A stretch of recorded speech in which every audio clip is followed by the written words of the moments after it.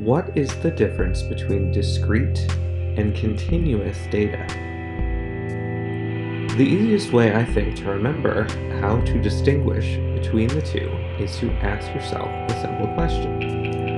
Are you measuring the source of data? Or are you counting the source of data?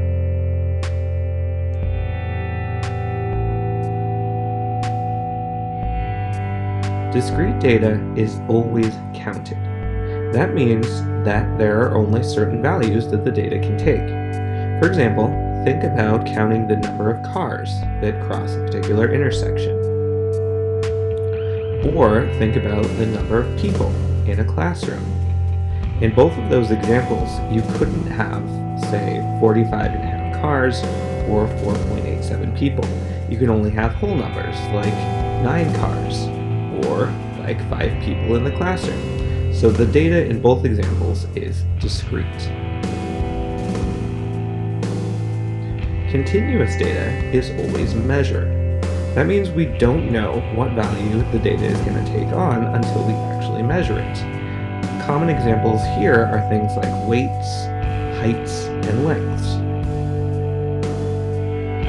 So does that mean that some types of data are always either continuous or discrete?